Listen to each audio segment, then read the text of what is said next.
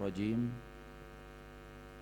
بسم الله الرحمن الرحيم الحمد لله رب العالمين الصلاة والسلام على سيدنا محمد الرسول الأمين وعلى آله وأصحابه أجمعين اللهم رب اشرح لنا صدورنا ويسر لنا أمورنا واحلل عقدة من ألسنتنا تفقه أقوالنا اللهم إنا نعوذ بك من علم لا ينفع ومن قلب لا يخشع ومن نفس لا تشبع ومن دعوة لا يستجاب لها قال الله تعالى في القرآن العظيم أعوذ بالله من الشيطان الرجيم يا أيها الذين آمنوا اتقوا الله حق تقاته ولا تموتن إلا وأنتم مسلمون صدق الله العظيم وقال النبي صلى الله عليه وسلم من خرج في طلب العلم وهو في سبيل الله حتى يرجع أو كما قال النبي صلى الله عليه وسلم. Yang saya muliakan Tuan Imam Masjid Syarifah Fatimah Hafizahullah, dan yang saya muliakan ahli jawatan kuasa, para asatidz wal ustadzat, a'azzakumullahu jami'an, serta yang saya hormati tuan-tuan dan puan-puan muslimin dan muslimat, a'azzakumullahu ta'ala jami'an. Alhamdulillah, puji dan syukur kita panjatkan kehadirat Allah Subhanahu wa taala, kerana dengan rahmat serta pertolongan Allah lah, khususnya pada malam hari ini kita dapat meninggalkan sejenak dunia kita untuk hadir ke rumah Allah ini dalam melaksanakan salat fardu maghrib secara berjamaah. Dan marilah kita memohon, berdoa, bermunajat senantiasa kepada Allah agar setiap amalan yang kita lakukan, khususnya ibadah salat yang 5 waktu yang kita kerjakan sehari semalam, ianya mendapat taufik serta diridai dan diterima oleh Allah Subhanahu wa taala. Amin ya rabbal alamin. Tuan-tuan dan puan-puan yang dirahmati Allah sekalian, masih lagi kita meneruskan perkara ataupun sebab yang ke-13 daripada sebab-sebab agar kita diselamatkan oleh Allah daripada api neraka. Jadi ada 16 sebab utama, 16 amalan yang perlu dilakukan oleh setiap hamba ini agar ia diselamatkan oleh Allah daripada azab api neraka. Adapun yang ke-13 yang sudah kita jelaskan sebahagiannya, ianya adalah beramal dan menghayati hakikat Bismillahirrahmanirrahim. Jadi ada beberapa perkara yang karena perkara inilah Allah jadikan al-basmalah ataupun Bismillahirrahmanirrahim ini merupakan di antara penyebab utama hamba-hambanya selamat daripada api neraka. Yang pertama, perkara yang pertama yang terdapat di dalam bismillah ini mengenai huruf ataupun jumlah huruf yang terdapat di dalam Bismillahirrahmanirrahim. Ada berapa tuan-tuan hurufnya tempoh hari? Ada 19. Jadi 19 ini merujuk kepada alaiha tis'ata asyar sanad'uz zabaniyah. Ini merujuk kepada 19 malaikat az-zabaniyah, yang mana malaikat yang mengazab ahli neraka nanti pada hari kiamat, jumlahnya yang disebut oleh Allah di dalam ayat yang kita baca tadi 19. Dan Allah juga menyebut 19 malaikat itu disebut sebagai az-zabaniyah, dan ini merujuk kepada surah Al-Alaq ayat yang ke-18. Jadi begitu juga 19 malaikat ini bersamaan dengan 19 huruf dalam Bismillahirrahmanirrahim. Maknanya setiap huruf dalam Bismillah itu merupakan pelindung, merupakan penghalang agar manusia ini selamat daripada siksaan malaikat yang 19 tadi. Kemudian tuan-tuan dan puan-puan yang dirahmati Allah, 19 ini bukan hanya secara kebetulan ataupun secara pandangan, tapi ini adalah satu perkara yang menunjukkan mukjizat di dalam syariat Allah, terutamanya di dalam Al-Quranul Karim. Karena tidak dinafikan bahawa Bismillah ini khususnya dalam surat Al-Fatihah, menurut jumhur ulama, ianya merupakan ayat daripada surah Al-Fatihah. Jadi 19 ataupun angka 19 ini bukan hanya merujuk kepada Bismillahirrahmanirrahim sahaja. Jadi termasuk juga mula-mula wahyu yang Allah turunkan kepada Rasulullah. Surah apa tuan-tuan? Surah Al-Alaq atau Iqra, 5 ayat yang pertama. Kalau anda rujuk, ada berapa ayat di situ tuan-tuan? Ada 19 ayat dalam surah Al-Alaq. Kemudian angka 19 juga ini merujuk kepada firman Allah Subhanahu wa taala dalam surat Al-Fatihah, yaitu iyyaka na'budu wa iyyaka nasta'in. Kalau anda baca, ya, anda kira setiap huruf dalam iyyaka na'budu ni, maka jumlah hurufnya ada 19. Masya-Allah. Itu saya katakan ini satu mukjizat, bukan satu kebetulan tuan-tuan, dan bukan ijtihad. Masya-Allah. Jadi dalam iyyaka na'budu wa iyyaka nasta'in, yang ini juga ada kaitannya yang rapat sekali, ada kaitan yang dekat sekali dengan Bismillahirrahmanirrahim. Apa dia tuan-tuan? Yang pertama, an-na'bud atau al-ubudiyah, menyembah Allah. Iyyaka na'bud. Dalam ayat ini Allah nak menjelaskan kepada kita, seluruh makhluk, bahawa hak yang wajib ditunaikan oleh setiap hamba, yaitu hak-hak Allah yang wajib ditunaikan oleh setiap hamba adalah menyembah dan beribadah kepada Allah. Dan ini berdasarkan apa yang disebut oleh Rasulullah SAW ketika bertanya kepada sahabat, atadri ma haqqullahi 'alal ibad wa ma haqqul ibadi 'ala Allah. Wahai sahabatku Mu'adz, kamu tahu tak apakah hak-hak Allah yang wajib ditunaikan oleh setiap hamba? Maka adab seorang sahabat, dan ini juga merupakan pengajaran bagi kita semua, apabila kita tidak tahu atau kurang pasti, tambahkan pula tidak faham, khususnya mengenai hukum hakam syariat Allah berkenaan dengan agama Islam, jadi jangan sembarang bercakap, jangan sembarang kita menjawab, jangan juga sembarang kita mengulas kalau kita tidak ada ilmu. Jadi ada para sahabat ini yang perlu untuk kita contohi. Mereka kalau tidak jelas dan tak pasti, maka mereka akan mengucapkan Allah wa rasuluhu a'lam, atau anda boleh menyebut wallahu a'lam bissawab. Dan itu bukan sesuatu perkara yang menyebabkan jatuhnya reputation anda, walau setinggi apapun ilmu anda. Karena itu adalah satu perkara yang paling menyelamatkan, selamat diri anda dan selamat akhirat orang lain. Anda tidak sesat dan tidak menyesatkan orang lain. Jadi kata sahabat tadi, tak tahu ya Rasulullah, hanya Allah dan engkau yang tahu ya Rasulullah.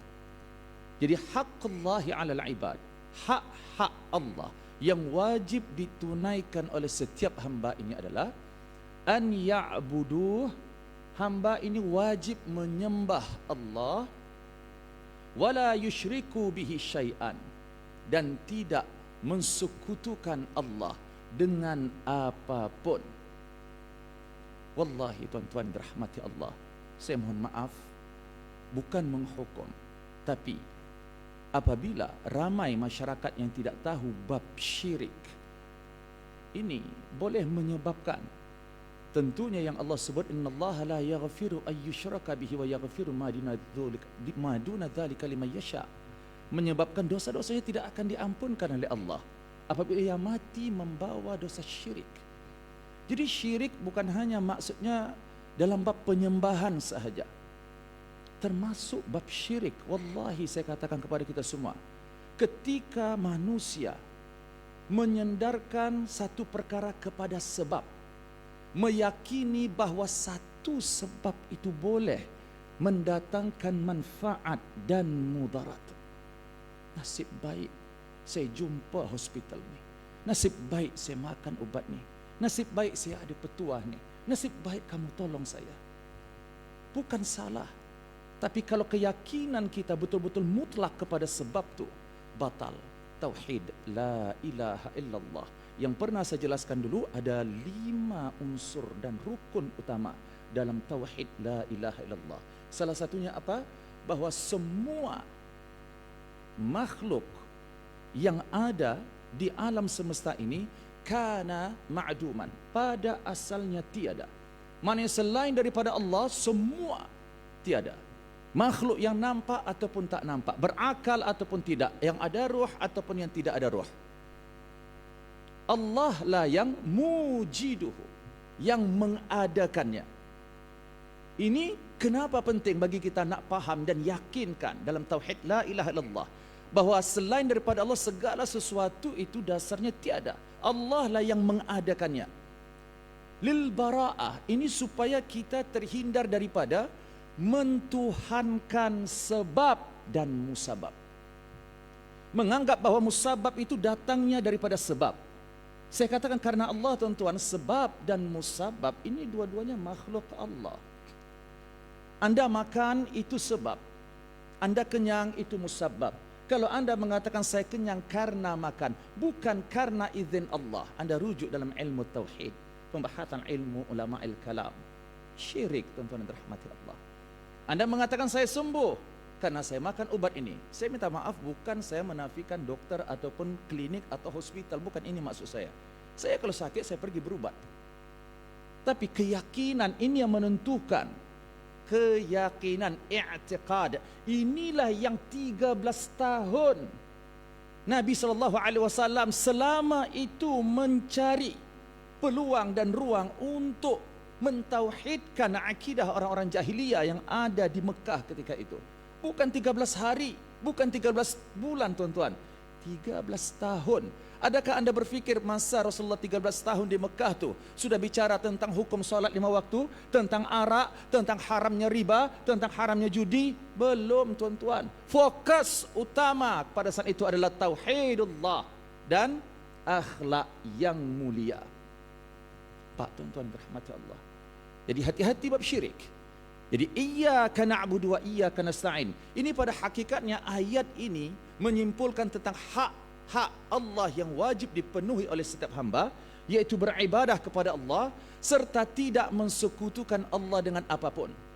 Dan iyyaka na'budu wa iyyaka nasta'in, khususnya iyyaka na'bud, ini nak menyedarkan juga kepada kita semua kenapa kita wujud dan ada di dunia ini. Jangan katakan dunia ini sebagai tujuan dan tempat rehat. Wallahi dunia bukan tempat rehat tuan-tuan. Bahkan alam barzakh itu juga bukan tempat rehat.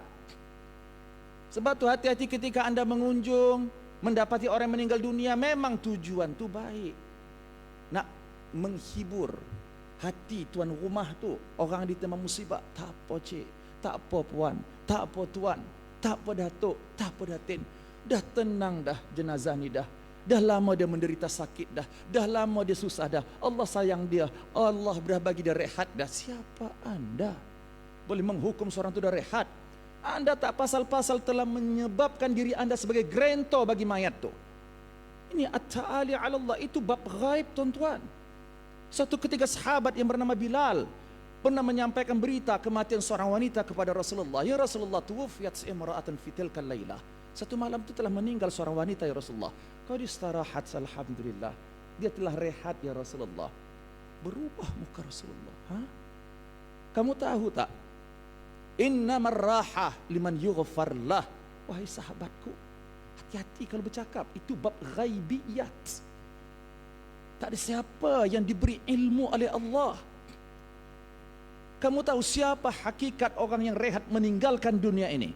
Liman yughfarlah, bagi orang yang mendapat pengampunan daripada Allah. Kalau kita kira dosa kita hanya Allah saja yang tahu tuan-tuan rahmati Allah. Jadi hakikat dunia ini bukan tempat rehat. Jadi jangan komplain kalau memang penat, memang tempat taklif tuan-tuan. Bahkan dunia ini baru sebentar saja kita penat. Belum di alam barzakh. Wallahi kalau anda melihat apa yang berlaku pada alam barzakh ketika ini, subhanallah, Anda fikir mereka rehat siang, malam, pagi dan petang? Tak boleh nak buat apa dah tuan-tuan yang dirahmati Allah. Hatta idza jaa ahadahumul maut qala rabbi rji'un la'alli a'malu salihan fima taraktu. Kalla innaha kalimatun huwa qailuha wa min waraihim barzakhun ila yaumi yub'atsun. Ni ungkapan mayat dalam kubur, minta ya Allah kembalikan ya Allah. Tak boleh nak buat apa dah. Terutama mereka nak minta melakukan amalan soleh, apatah lagi hadir dalam majlis ilmu ni. Sebab Rasulullah sendiri yang menjamin dan mengatakan ni adalah taman daripada taman-taman syurga Allah. Kubur hanya dua saja yang pernah saya sampaikan, sama ada raudhah min riyadil jannah atau hufrah min hufarin niran, lubang atau daripada lubang-lubang neraka Allah. Jadi Allah mengatakan dalam firman-Nya, wa ma khalaqtul jinna wal insa illa liya'budun. Aku tak ciptakan manusia dan jin melainkan tujuan matlamat utama kita, seluruh kita tuan-tuan, tanpa terkecuali, apapun pangkat dan status anda, untuk beribadah kepada Allah. Apa yang nak saya sampaikan di sini, fahami apa yang dimaksud dengan ibadah. Jadi bukan hanya bab rukun iman dan rukun Islam sahaja, pahami betul-betul. Kemudian syarat ibadah tu, tak cukup kita seorang hamba yang beribadah saja. Kita kena tahu juga syarat supaya ibadah kita ni betul dan diterima oleh Allah. Ada ramai orang yang banyak beribadah, tapi pada hakikatnya wa qadimna ila ma amilu min amalin faja'alnahu haba'an manthura. Na'udzubillah min dzalik. Tak ada apapun manfaat bagi dia di hari akhirat, terutamanya dalam kubur. Jadi syarat utama tadi adalah ikhlas. Ini yang anda baca setiap malam dalam surah Al-Mulk ayat yang kedua. Alladzi khalaqal mauta wal hayata liyabluwakum ayyukum ahsanu amala. Sebab tu tuan-tuan, pada ayat yang kedua dalam surah Al-Baqarah, ini sebenarnya peringatan bagi kita semua untuk seluruh umat Islam ini, rujukan utama mereka agar mereka faham, agar seluruh umat Islam ini betul-betul tahu apa yang Allah kehendaki, apa yang Allah larang, apa itu hukum hakam Allah, yaitu Al-Quran. Dzalikal kitabu la raiba fi hudal lil muttaqin. Ayat yang kedua dalam surah Al-Baqarah ini tadi, ini juga nak saya sampaikan dalam surah Al-Mulk tadi, alladzi khalaqal mauta wal hayata liyabluwakum ayyukum ahsanu amala. Karena waktu kita terbatas, kalau tidak memang saya nak ulas semuanya. Dan anda fahami apa maksud ayat yang kedua dalam surah Al-Mulk ini. Siapa yang menciptakan hidup dan mati? Ini saya katakan tadi sebab musabab. Dan ucapan, saya mohon maaf sekali lagi, ingin saya sampaikan kepada kita, adab-adab mengunjung dan takziah. Mengunjung orang meninggal itu merupakan hak si meninggal tu. Tapi adab kena jaga. Salah satu adab yang perlu dijaga, jangan tanya sakit apa dia meninggal, kenapa dia meninggal. Ini boleh menyebabkan kita sesat, dan orang bercakap pun sesat juga. Sebab dianggap makhluk tu yang menyebabkan dia mati. Oh, aksiden, oh sakit jantung, darah dia drop, ini yang menyebabkan dia mati. Ada banyak juga orang aksiden tapi tak mati tuan-tuan. Itu bukan hakikatnya. Jadi yang menyebabkan dia mati apa? Sebab tu kita sebut inna lillahi wa inna ilaihi raji'un. Ini untuk mentauhidkan Allah, menyedarkan diri kita bahawa seluruh kita ini adalah milik dan makhluk Allah. Ada tak ada sebab anda fikir tidak mati manusia ini? Saya cakap mohon maaf, apa yang berlaku kepada umat Islam khususnya pada saat ini di Palestin, ya, ini satu keberuntungan dan nikmat yang begitu besar yang Allah beri kepada mereka. Dan adakah anda berfikir, saya nak tanya kepada kita semua, diskus ya sedikit. Mereka yang syahid dunia dan akhirat atau syahid akhirat sahaja, mengikut kategori syahidnya, yang ada di Palestin dulu saya bicara. Adakah kalau Zionis tak serang, mereka tak jadi mati? Apabila anda katakan karena Zionis mereka mati, bermakna terbatal apa yang Allah sebut. وَلَنْ يُؤَخِّرَ اللَّهُ نَفْسًا إِذَا جَاءَ أَجَلُهَا. Ini nak meyakinkan kepada kita, datangnya Zionis, aksiden ataupun tidak anda, sakit ataupun sehat anda, kalau sampai ajalmu, kata Allah, la yu'akhir Allah, Allah takkan lambatkan walau sesaat. Yang kita perlu usaha tuan-tuan, yang perlu kita ikhtiar itu adalah bagaimana supaya kita dapat cara mati yang baik, cara mati yang husnul khatimah. Kalau mati memang tak dapat dielakkan dah, ini semua orang tahu. Dan terutamanya paling nak mengelakkan diri daripada perkara yang sesat tadi, dengar saja kalimat musibah inna lillahi wa inna ilaihi raji'un. Dan satu lagi ingin saya sampaikan, seakan-akan inna lillahi wa inna ilaihi raji'un ini ucapan istirja ini hanya kalau berlaku kematian saja. Kalau kehilangan, kalau tergantuk, kalau terjatuh, terluka, tak ada, ada yang memaki macam-macam. Astagfirullah. Ini bukan adabnya. Anda tahu, inna lillahi wa inna ilaihi raji'un ini adalah lafaz untuk seluruh musibah. Wallahi tuan-tuan, termasuk juga apa yang melanda negara kita saat ini, banjir. Khususnya kepada saudara kita yang sedang menghadapi kesukaran, musnah harta benda dan lain sebagainya.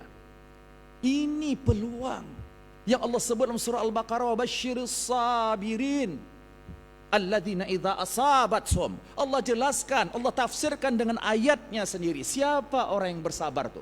Salah satunya adalah alladzina idza asabathum musibah qalu inna lillahi wa inna ilaihi raji'un. Allah sebut tak dalam ayat ni tuan-tuan, kalau mereka mati saja. Mati satu daripada kategori musibah, tapi bukanlah satu-satunya musibah itu adalah mati. Jadi apa hakikat musibah? Kata Rasulullah SAW ketika mana diriwayatkan terpadam lampu Rasulullah. Ini terpadam lampu cara zaman Rasulullah, tuan-tuan. Maka Nabi menyebut inna lillahi wa inna ilaihi raji'un. Amin musibatin huwa ya Rasulullah. Adakah padam lampu ni musibah ya Rasulullah? Apa kata Rasulullah? Kullu syai'in yu'zi al-mu'min fahiya musibah. Apa saja benda, apa saja perkara yang tak diinginkan oleh setiap hamba, ianya berlaku, suka atau tak suka, tapi dia tak nak benda itu berlaku. Musibah yang tidak dapat dia elakkan itu maksudnya. Karena musibah ada dua. Ada musibah bikasbil abdi, sebab tangan dan perbuatan manusia, bukan ini yang kita maksud. Tapi bi ghairi kasbil abdi, musibah yang memang sudah ditakdirkan oleh Allah dalam qada dan qadar. Apa saja benda yang tak diinginkan oleh makhluk ni berlaku, fahiya musibah. Itu namanya musibah. Selain inna lillahi wa inna ilaihi raji'un, maka sebut juga kata Rasulullah, idza asabaka syai'un fala taqul law anni fa'altu kadza wa kadza. Kalau berlaku satu musibah apa-apa saja yang kamu tak inginkan, jangan kata kalau. Kalaulah saya tak makan ayam tu 3 ekor, kalau saya tak makan kambing tadi 10 pinggan contohnya, tentu darah saya tak mati, tentu darah saya tak naik, tentu dia tak mati tadi, tentu. Ini dilarang. Jangan katakan lau. Qaddarallahu masya'a fa'al. Anda kena sebut segala sesuatu yang telah ditakdirkan oleh Allah. Apa yang Allah nak buat maka jadi. Itu maksudnya tuan-tuan dan rahmati Allah. Saya mohon maaf ya, ambil sedikit dalam bab musibah ni. So lepas ni sampai mengunjung takziah. Apa makna takziah?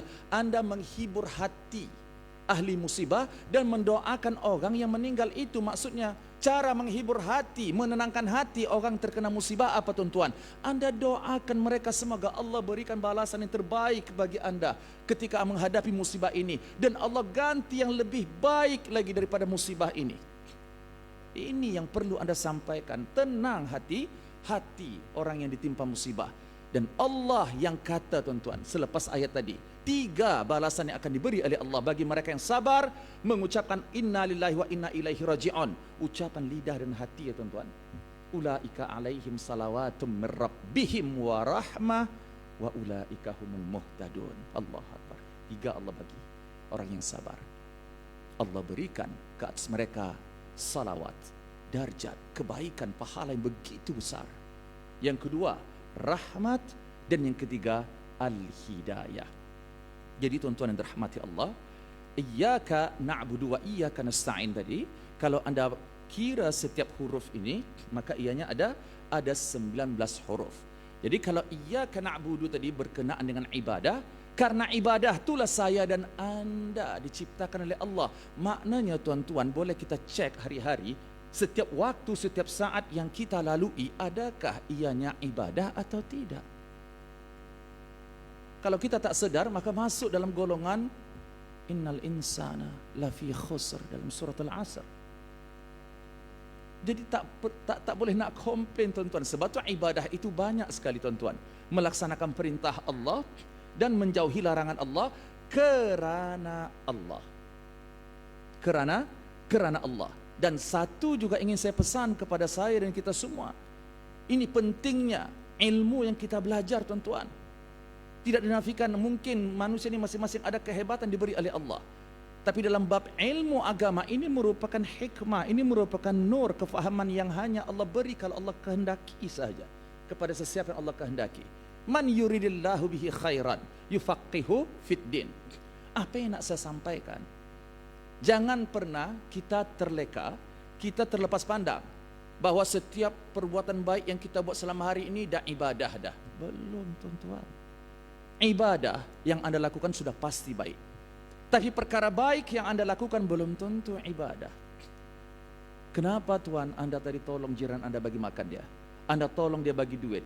Anda bantu dia. Karena dia jiran saya, dia banyak dulu baik buat saya. Jadi kita kena tolonglah orang telah berbuat baik kepada kita. Perbuatan Anda baik, baik tuan-tuan. Tapi adakah ibadah? Belum. Sebab Anda tidak lakukan karena Allah. Nampak? Ini semua ya tuan-tuan. Laki, perempuan, siapa saja. Istri, kenapa Anda siapkan perkara-perkara yang Anda lakukan di rumah tangga Anda untuk suami, untuk anak? Ya, namanya saya istri, tanggung jawab saya. Saya sebagai mak, inilah tanggung jawab saya. Baik tak perbuatan itu? Baik puan. Tapi belum ibadah. Suami, kenapa Anda tanggung seluruh keperluan istri Anda, anak Anda siang malam pagi petang mencari duit sampai lupa nak ke majlis ilmu? Sebab saya suami, sebab saya ayah, ini tanggung jawab saya. Baikkah perbuatan Anda? Baik tuan-tuan. Tapi adakah ibadah? Nampak? Hila dan tipu daya syaitan. Sebab tu dia benci sangat orang yang berada dalam majlis ilmu. Benci maknanya tuan, payah betul dia nak hasud dan rusakkan. Faqihun wahid asyaddu ala syaitani min alfi abid. Seorang hamba yang faham agama ini sangat sukar disesatkan dan dihasut oleh syaitan berbanding 1000 ahli ibadah tetapi tidak ada ilmu dan tak faham agama.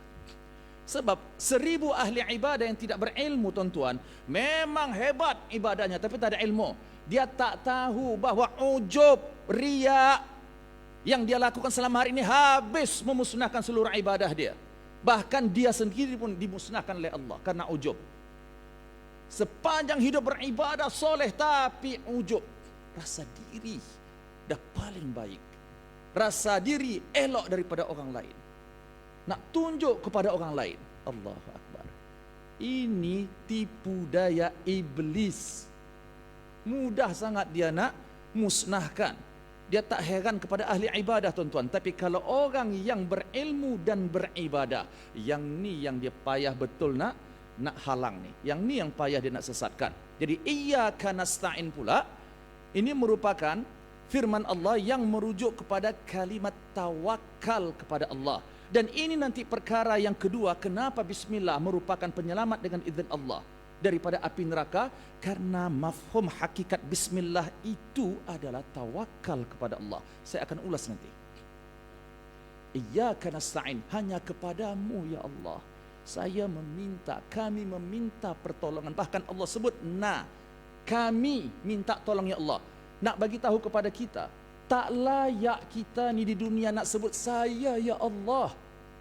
Betapa hinanya kita di hadapan Allah. Sebab tu lafaz nasta'in kita sebut tu untuk mewakili seluruh makhluk juga. Tak layak kita sendiri nak cakap minta tolong kepadamu ya Allah. Kami ya Allah minta tolong kepadamu. Minta tolong apa tuan-tuan? Dalam semua hal. Termasuk juga minta tolong ya Allah supaya saya dapat mentaati Engkau ya Allah. Terutamanya apa? Minta tolong dalam 3 perkara yang dipesan oleh Rasulullah, dan saya yakin anda semua hafal hadis dan doa ini. Satu ketika Muaz bin Jabal mengatakan, akhadha Rasulullah sallallahu alaihi wasallam biyadi. Nabi memegang tanganku, kata Muadz bin Jabal. Kemudian Nabi pun mengatakan, wallahi inni la uhibbuka, demi Allah aku sayang betul kepadamu wahai Muadz. Wa inni usika, saya nak berpesan kepada kamu, la tada'anna fi duburi kulli salatin, jangan sekali-kali tinggalkan selepas solat, sama ada innaka hamidum majid Anda baca atau selepas salam. Allahumma a'inni, ya Allah tolonglah hamba ya Allah, tolong ya Allah, saya tak mampu ya Allah. Apa? Ala syukrika, bantu ya Allah, tolong saya Allah supaya menjadi hamba yang bersyukur kepadamu ya Allah. Kenapa tuan-tuan? Karena Anda baca dalam surah Al-Mulk, Anda juga setiap subuh Jumat mendengar daripada imam membaca surah As-Sajadah. Wa ja'ala lakumus sam'a wal absara wal af'idah. Anda tahu ayat terakhir apa? Qalilan ma tashkurun. Sedikit sekali hambaku yang bersyukur kepadaku, kata Allah. Syukur hukumnya fardu tuan-tuan. Syukur hukumnya wajib. Wala in kafartum, kalau Anda kufur nikmat tak bersyukur, inna adzabi lasyadid, azabku menanti yang sangat pedih kamu akan rasa, kata Allah Subhanahu wa taala. Syukur ini yang perlu dan wajib kita faham. Bukan syukur saja baru dikatakan ketika kita menyebut alhamdulillah. Lepas makan alhamdulillah. Kalau tak berlahak tak keluar alhamdulillah pula. Adakah memang nasnya Anda perlu mengucap alhamdulillah selepas makan? Kalau berlahak tu keluar angin tuan-tuan. Kan tidak seperti itu maknanya. Mensyukuri nikmat Allah dalam hal apapun dan dimanapun tuan-tuan. Dan rukun syukur itu yang wajib difahami oleh umat Islam. Satu daripada rukun syukur ini saya akan daripada Syaqib bin Ibrahim dalam tafsir Al-Qurtubi ketika mentafsirkan surah Al-Fatihah. Satu daripada rukun syukur al-i'tiraf bi annal mun'im huwallah. Saya dan Anda semua wajib mengiktiraf bahwa satu-satunya zat yang berkuasa untuk memberikan nikmat tersebut, untuk Anda dapat melakukan apa yang diperintahkan oleh Allah, menjauhi apa yang dilarang oleh Allah, adalah pertolongan daripada Allah. Anda mengaku tak hari ini sampai ke masjid, alhamdulillah ya Allah, kalau bukan pertolongan-Mu ya Allah saya tak akan sampai ke masjid ini. Ada, tapi semua? Tak semua, saya mohon maaf, Anda belum melakukan rukun syukur. Sama seperti solat, Anda tinggalkan satu daripada 13 rukun solat, sah tak solat Anda? Satu daripada 4 rukun syukur Anda tak lakukan, sah tak syukurnya? Orang itu tidak bersyukur, saya mohon maaf. Yang paling banyak hamba-hamba Allah ini terlepas pandang mensyukuri Allah melalui hati. Mengiktiraf tadi tuan-tuan, ini yang menjadikan manusia lupa diri. Karena sayalah, karena sebab inilah, itulah maksud saya tadi kenapa mentuhankan sebab. Karena salah satu perkara itu menjadikan kita tidak bersyukur kepada Allah Subhanahu wa taala. Kemudian tuan-tuan, bukan hanya iyyaka na'budu wa iyyaka nasta'in. Jadi meminta tolong kepada Allah tadi, dalam hadis tadi Rasulullah suruh 3. Minta tolong supaya Allah bantu kita menjadi hamba yang senantiasa bersyukur. Dan ini yang dinakkan oleh syaitan, iblis, ketika dihalau oleh Allah daripada syurga. Anda rujuk nanti dalam surah Al-A'raf ayat yang ke-19, bermula daripada ayat 12 yang akan saya jelaskan juga. Wala tajidu aktsarahum syakirin. Akhir yang dinakkan oleh syaitan, dinakkan oleh iblis. Syaitan ni maksudnya sifat bagi iblis. Iblis itu adalah iblis, makhluk Allah yang diciptakan daripada bangsa jin. Syaitan itu merupakan satu daripada sifat iblis itu. Sebab tu manusia ini juga ada sifat syaitannya tuan-tuan. Alladzi waswisu fi sudurin nas minal jinnati wan nas. Jin dan manusia tuan-tuan, ada syaitannya. Dan ini saya nakalkan daripada kitab yang dikarang dan ditulis oleh Syekh Asy-Sya'rawi, Al-Insan wa Iblis atau Syaitan.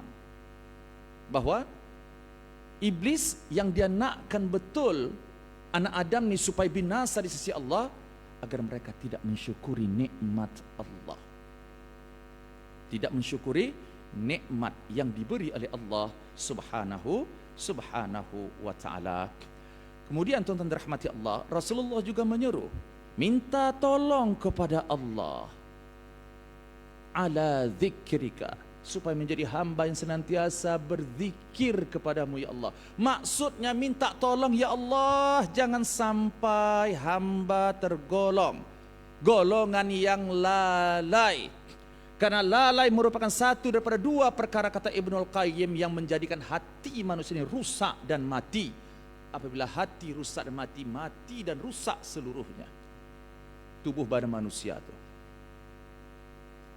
Dan lalai ini juga penyebab utama manusia dihumban oleh Allah, bahkan termasuk jin. Laqad dzara'na li jahannama katsiran minal jinni wal ins lahum qulub la yafqahuna biha wa lahum a'yun la yubsiruna biha wa lahum adhan la yasma'una biha ulaika kal an'am bal hum adall ulaika humul ghafilun.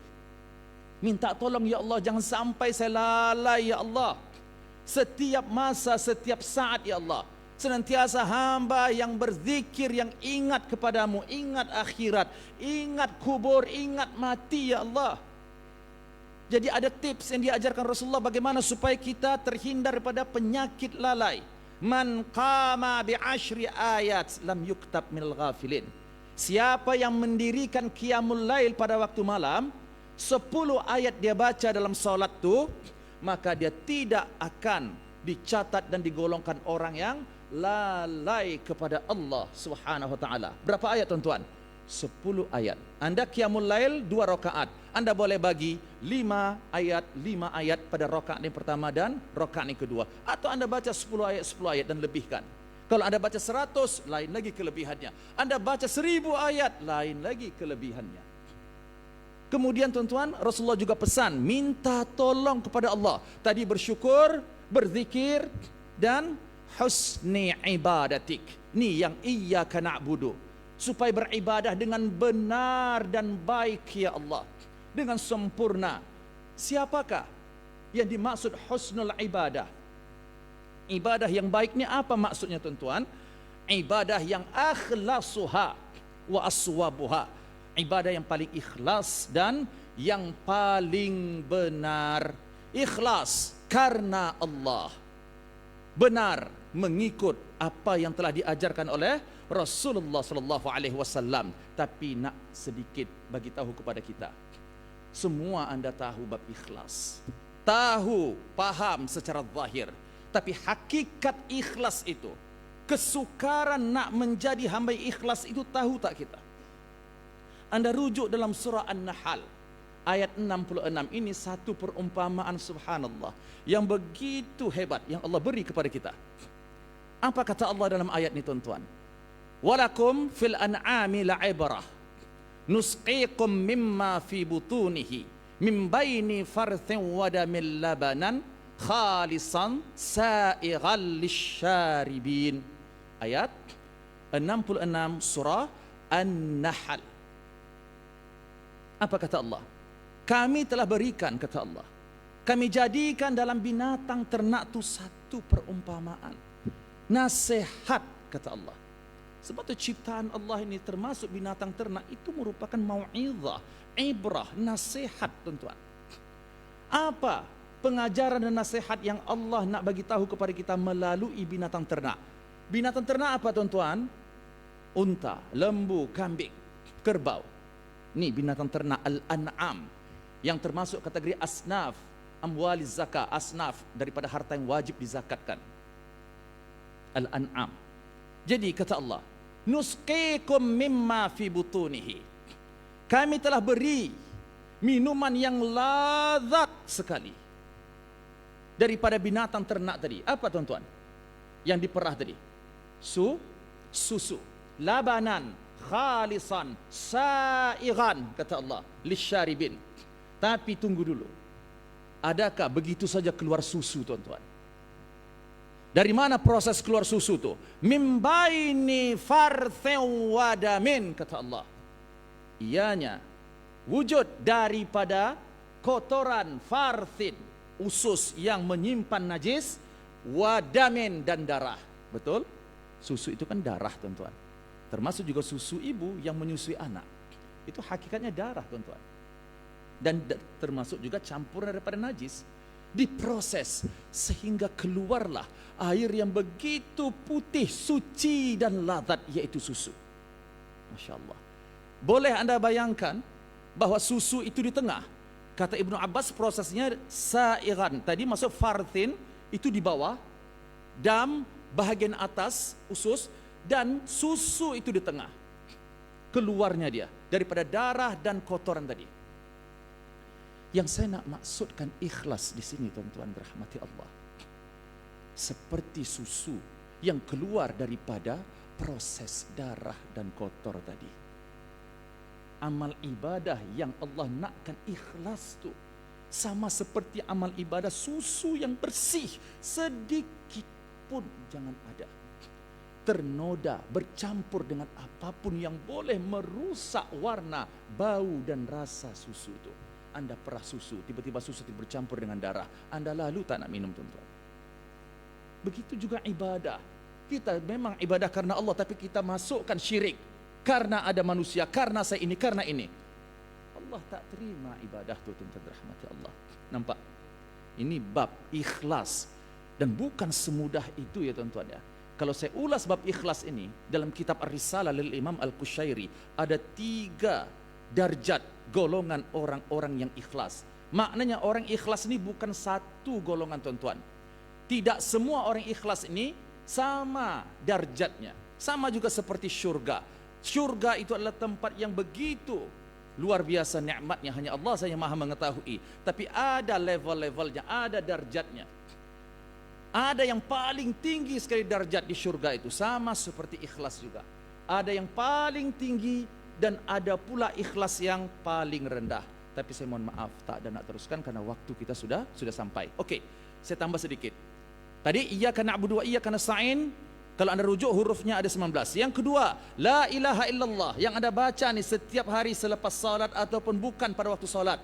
Zikir pagi, zikir petang. La ilaha illallah wahdahu la syarikalah, lahul mulku wa lahul hamdu wa huwa ala kulli syai'in qadir. Saat lagi balik ke rumah tulis, anda kira berapa perkataan, bukan huruf ya, perkataan. Perkataan tu maksudnya satu perkataan tu kalau anda baca ada makna. Wa maknanya dan, itu satu perkataan tu maksudnya. La satu, ilaha dua, la ilaha illallah wahdahu la syarikalah, sampailah lahul mulku wa lahul hamdu wa huwa ala kulli syai'in qadir, pun 19 angkanya, tuan-tuan. Dan anda tahu apa kelebihan orang yang membaca la ilaha illallah, khususnya pada waktu pagi dan waktu petang 10 kali saja. Kata Rasulullah, kutibat lahu 10 hasanat, Allah akan catat baginya 10 kebaikan. Allah hapus 10 keburukan. Allah angkat darjatnya 10 kali lipat. Dan pahala dia seperti memerdekakan 2 orang hamba sahaya. Wa kana hirzan minasyaitan. Dia akan dijaga oleh Allah, dilindungi oleh Allah daripada hasutan dan gangguan syaitan. Anda baca pagi, Allah jaga sampai petang. Sebab tu baca waktu petang juga. Itu yang kalau kita baca selepas salat subuh dan selepas maghrib. Dan dalam hadis yang lain, baca la ilaha illallah 100 kali. Maka kalau 10 kali ada 10 kebaikan, kalau 100 kali anda baca maka 100 kebaikan. 100 dosa yang Allah akan hapus, tuan-tuan rahmati Allah. Jadi la ilaha illallah wahdahu la syarikalah, lahul mulku wa lahul hamdu wa huwa ala kulli syai'in qadir, ada 19 perkataan. Begitu juga la haula wa la quwwata illa billah. Ni maksud saya tadi nak sampaikan angka 19 bukan hanya pada bismillah sahaja. Dan ini bukan merupakan perkara kebetulan. Itu adalah satu mukjizat. Termasuk la haula wa la quwwata illa billah. Kalau anda baca nanti anda tulis di rumah, anda kira berapa huruf la haula wa la quwwata illa billahil aliyil azim? 19 juga, tuan-tuan. Rasulullah mengatakan kelebihan la haula wa la quwwata illa billah. Ala adulluka ala kanzin min kanuz al-jannah. Nak tak aku ajarkan kepada kamu? Nak tak aku berikan tips ilmu kepada kamu, kata Rasulullah? Apakah simpanan harta karun yang paling bernilai nanti untuk kamu dapati pada hari kiamat di syurga? Allah wa rasuluhu a'lam. Oh, kami tak tahu ya Rasulullah. Apakah simpanan yang bernilai untuk akhirat kami ya Rasulullah. Qul la haula wa la quwwata illa billah. Dan la haula wa la quwwata illa billah ini juga tuan-tuan, maknanya adalah tawakal kita kepada Allah. Kalau saya tanya kepada anda, pada saat anda mendengar muadzin mengumandangkan hayya 'alas salah, hayya 'alal falah, dua kali yang anda sebut apa tuan-tuan? La haula wala quwwata illa billah. Tapi kenapa lafaz yang lain tidak? Allahu akbar, Allahu akbar. Anda baca Allah akbar, Allah akbar. Asyhadu an la ilaha illallah. Anda baca yang sama. Tapi pada waktu hayya 'alas salah, anda baca la haula wala quwwata illa billah. Kenapa tuan-tuan? Salah satu hikmahnya nak sedarkan diri kita yang lemah dan hina ni. Kalau bukan karena Allah yang tolong, kalau bukan karena Allah yang berikan taufik, takkan mampu kita nak menyahut, takkan mampu kita nak tunaikan perintah Allah salat tu. Hayya 'alal falah, kejayaan, keselamatan, kebahagiaan dunia dan akhirat. Takkan mungkin ya Allah. Itu maksudnya. Kami semua manusia yang lemah ini boleh berjaya selamat dunia dan akhirat, termasuk di alam barzakh ya Allah, kalau bukan dengan haula wala minka, daripada kekuatan dan daya upaya serta pertolonganmu ya Allah. Hayati ketika kita jawab lafaz azan tu, terutama la haula wala quwata illa billah, supaya kita sedar Allah akbar. Selama hari tersilap, saya ingat saya dah baik dah, saya ingat saya ini orang yang suci tu, yang saya rajin solat berjamaah, rupanya karena Allah yang tolong saya. Tapi ingat, itu satu nikmat yang sifatnya zahir, nikmat batinah, nikmat agama. Dan nikmat ini pada hakikatnya ujian juga tuan-tuan. Ujian nikmat apa tuan-tuan? Allah nak uji sejauh mana manusia itu bersyukur terhadap nikmat yang telah diberi oleh Allah Subhanahu wa taala. Dan yang terakhir tuan-tuan, saya mohon maaf, Yasin. Huruf muqatta'ah dalam Al-Quran, maknanya surah dalam Al-Quran yang dimulakan dengan huruf muqatta'ah. Anda tahu huruf muqatta'ah? Alif lam mim, alif lam ra, sad, qaf, nun dan lain sebagainya. Ada jumlahnya 29. Surah dalam Al-Quran ada 114 surah. Dan 114 surah ni yang dimulakan dengan huruf-huruf muqatta'ah tadi, 4, 5 huruf, 1 huruf, 2 huruf, alif lam mim, alif lam ra, jumlahnya ada 29 dalam seluruh Al-Quran tu, surah yang bermula dengan huruf muqatta'ah. Dan kalau anda kira, maknanya huruf muqatta'ah ini bermula daripada alif lam mim surah Al-Baqarah dan diakhiri dengan nun wal qalami wa ma yasturun surah Al-Qalam atau surah Nun tu. Kalau anda kira tuan-tuan 29 ni tadi, maka surah Yasin bukan secara kebetulan berada pada posisi ke-19. Masya Allah. Kita bicara kelebihan dan fadilat Yasin secara hakikat di dalam ayat tu. Kalau dalil daripada hadis-hadis mungkin banyak dipertikaikan oleh ulama, tapi mafhum dan hakikat kelebihan ayat Al-Quran dalam Yasin tu tak ada siapa pun yang menafikan. Ada 3 utama kelebihan dalam Yasin tuan-tuan dirahmati Allah. Yang pertama, hakikat wahdaniyatullah, mentauhidkan Allah. Dan yang kedua, hakikat beriman kepada hari kiamat, itu hari kita dikumpulkan di padang mahsyar. Dan yang ketiga, hakikat bahwa kita beriman betul-betul kepada risalah yang disampaikan dan dibawa oleh Rasulullah sallallahu alaihi wasallam. Maka anda boleh dapati ayat itu yang ketiga, innaka laminal mursalin, ayat yang ketiga. Kemudian ayat yang hampir terakhir tu, subhanalladzi biyadihi malakutu kulli syai'in wa ilaihi turja'un. Subhanalladzi malakutu kulli syai', subhanalladzi biyadihi malakutu kulli syai', ini tauhidullah. Wa ilaihi turja'un, ini hari kiamat, yaumul hasyar. Innaka laminal mursalin, ini adalah risalah Rasulullah sallallahu alaihi wasallam Yang di dalam Yasin ini juga terdapat satu kelebihan, saya nakalkan daripada kitab Al-Qaul Al-Mubin fi sirati Sayyid Al-Mursalin. Wa ja'alna min baini aydihim saddan wa min khalfihim saddan fa aghshaynahum fahum la yubsirun. Allah Akbar. Peristiwa yang begitu dahsyat tuan-tuan. Hijrahnya Rasulullah sallallahu alaihi wasallam daripada Mekah ke Madinah. Sebelum mereka berdua, Rasulullah dan Abu Bakar, sampai ke Ghar Thaur, Gua Thaur.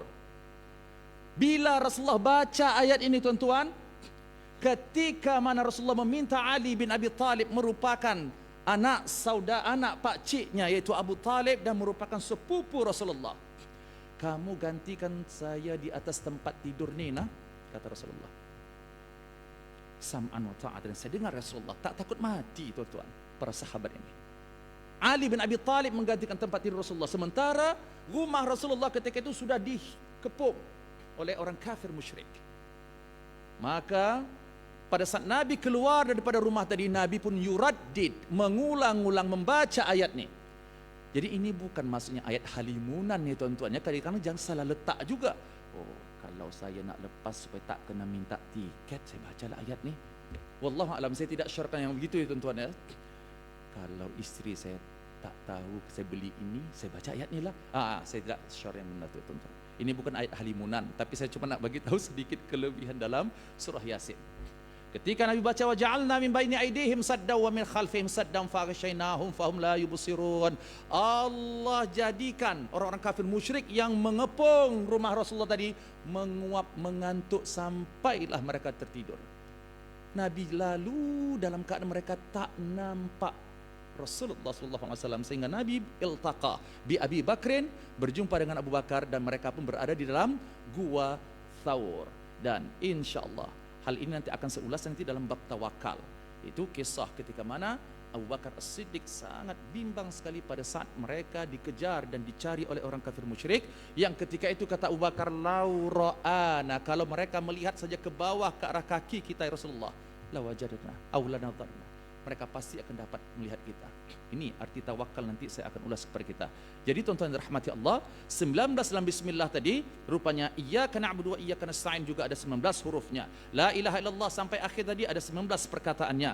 La haula wala quwata illa billahil aliyil azim ada 19 hurufnya. Dan surah Yasin juga merupakan surah yang terletak pada urutan ke-19 daripada surah yang bermula dengan huruf muqatta'ah. InsyaAllah pada pertemuan berikutnya kita akan jelaskan nanti sebab yang kedua, kenapa Al-Basmalah, kenapa Bismillahirrahmanirrahim merupakan perkara yang dengannya Allah selamatkan kita daripada api neraka. Ini melalui angka juga tuan-tuan, yaitu 4 perkataan dalam Bismillahirrahmanirrahim. Bismi Allah Ar-Rahman Ar-Rahim. Apa makna yang tersirat tuan-tuan? InsyaAllah panjang umur kita akan berjumpa nanti pada bulan depan dan kita akan ulas benda ini insyaAllah. Baik, mohon maaf sekali lagi sebab masa tuan-tuan saya ambil. Kita baca kafarat al-majlis. Bismillahirrahmanirrahim. Subhanakallahumma wa bihamdik asyhadu an la ilaha illa anta astaghfiruka wa atubu ilaik. A'udzubillahi minasyaitonir rajim. Bismillahirrahmanirrahim. Alhamdulillahirabbil alamin. Assalatu wassalamu ala asyrafil anbiya'i wal mursalin wa ala alihi wa ashabihi ajma'in. Allahumma ighfir lana dhunubana wa liwalidina warhamhum kama rabbawna shighara. Allahumma ya muqallib al-qulub thabbit qulubana ala dinik wa ta'atik ya rabbal alamin. اللهم اختم لنا بحسن الخاتمة ولا تختم علينا بسوء الخاتمة وصلى الله على سيدنا محمد وعلى آله وأصحابه أجمعين والحمد لله رب العالمين. السلام عليكم ورحمة الله وبركاته.